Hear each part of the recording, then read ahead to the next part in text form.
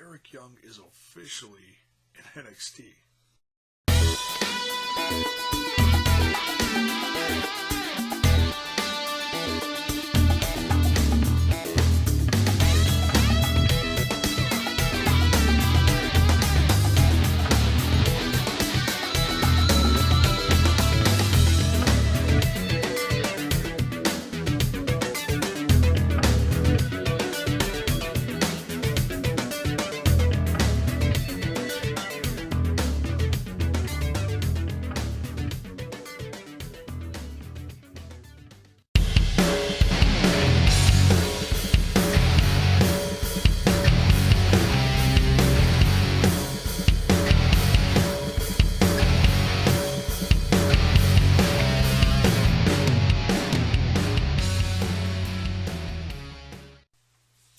Welcome back, everyone. J-Bone here.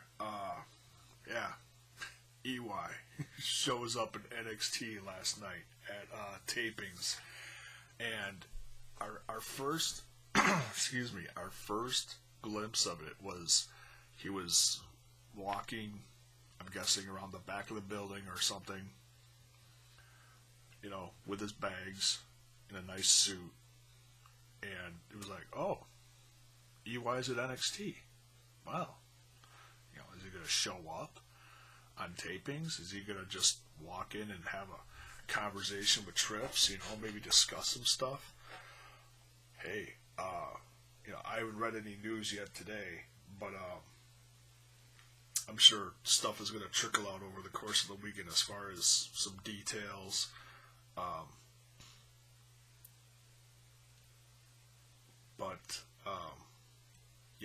The first in-house glimpse we caught, as far as I know, was Triple H. Someone took a picture of over Triple H's shoulder in the gorilla position with all the screens, and it showed EY in the ring with Samoa Joe.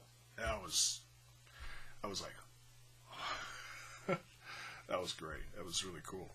So, yeah, it's, and everybody's cracking TNA jokes saying, oh, this is the death of TNA. Well, yeah, people have been saying that for the last, 12 years? Yeah, okay, whatever. I'm not going to sit there and say, oh, TNA's dead now. They're still making... They're still taping, they're still got episodes going. So, until they, put a sign on the door saying, closed for business, whatever.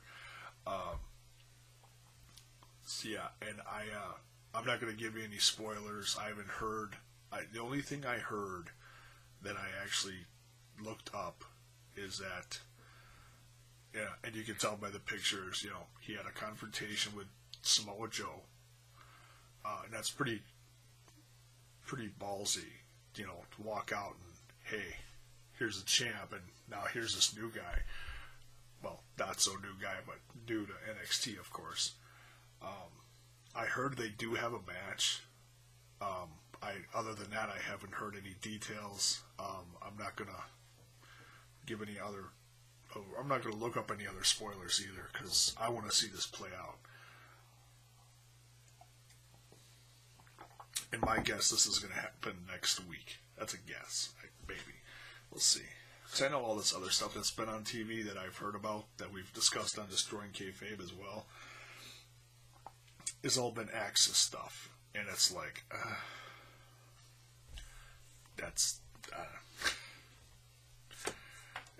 most of it that I've heard about is not too exciting, and that's not to say that, NXT is, in trouble, and no, I'm not entertaining any of that. It's just, they can only do so much during a WrestleMania weekend, and during time slots that they had, and fan base, whatever, this was obviously a live crowd,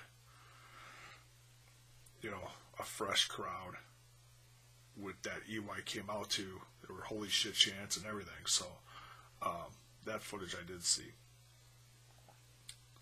Yeah, and it'll be interesting to see how much they censor that, because sometimes they censor stuff, sometimes they don't. The next big question for Eric Young is, what are they going to do with him? You know, are they going to, you know, I've heard some people say, oh, I hope they use him like they used Rhino. I think Eric Young is way too good for that. And that's not knocking Rhino. How Rhino was used was great. You know, I was shocked when they brought him in for that, what was it, for a pay-per-view? They brought him in for something. I think it was pay-per-view. When he wrestled with Tommy Dreamer and the Dudleys. That was great. You know, that was a one-off. And then that was done, you know. I didn't think that he was going to be sticking around on the main roster very long. Part of me wanted to, just because I know he's still in great shape and can go. But you don't want too many talents like that on your main roster, because then it just, you know, then you run into the whole, oh, well, this could have been this guy's spot, or this could have been this guy's spot. No, this guy's still here, you know.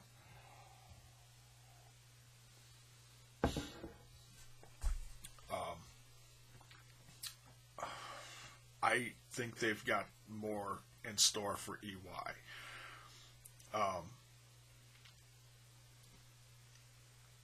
And then, you know, that also bears a question, is Bobby Roode coming? I think he's going to show up very soon. Some people are wondering whether he's going to go straight to the main roster, or if he's going to be done in NXT, or if he's going to stay in NXT. Obviously, they're trying to make NXT a touring brand. And if they keep bringing in guys like this, it's going to become really big. People, whether you like TNA or not, you still respect the guys that have been in the company for the last 10 plus years. Guys like AJ Styles, Christopher Daniels, Kazarian, Bobby Roode, James Storm, EY, all those guys. They're hardworking guys. They've got a great reputation. They bust their ass. You know, TNA wouldn't have kept them around for 10 plus years or whatever if they weren't, you know. Others have fallen by the wayside for whatever reason. So yeah, it's really exciting. But the closest I've ever seen, me personally, EY, was last summer. He showed up at that Global Force Wrestling